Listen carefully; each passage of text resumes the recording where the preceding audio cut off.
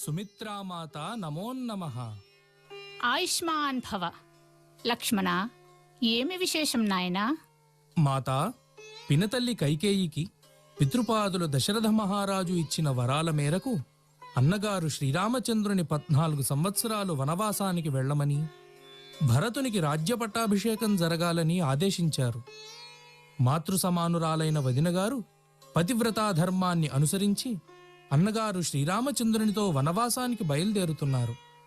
అన్నగారు వదినగారు మాతృపితృ సమానులని ధర్మశాస్త్రాలు చెబుతున్నాయి. అందుచేత వారిద్దరికీ వనవాసంలో ఏ అసౌకర్యం లేకుండా సర్వ విధాలా సేవ చేయటానికి వారితో నేను కూడా వనవాసానికి వెళ్లాలని నిర్ణయించుకున్నాను. నాకు అనుజ్ఞ ఇప్పించు తల్లి. హతవిధి! సకల సద్గుణ సంపన్నుడైన శ్రీరామునికి వనవాసమా?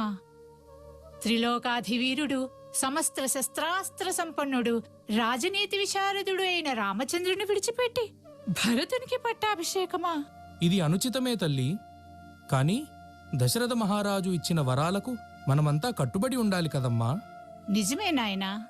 మహారాజుల మాట మన్నించి వారు చెప్పినట్లు నడుచుకో. అది మన విద్యుక్త ధర్మం. నువ్వు తప్పకుండా అన్నగారు వదినగారికి సేవ చేయటానికి హృదయపూర్వకంగా అనుమతిస్తున్నాను.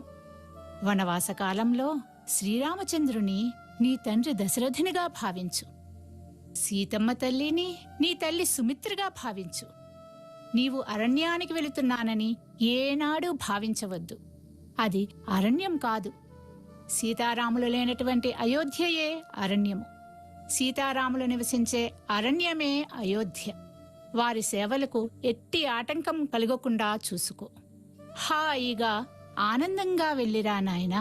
తప్పక నీ మాట శిరసావహిస్తాను తల్లి. ఆయుష్మాన్ భవ, ఆయుష్మతీ భవ.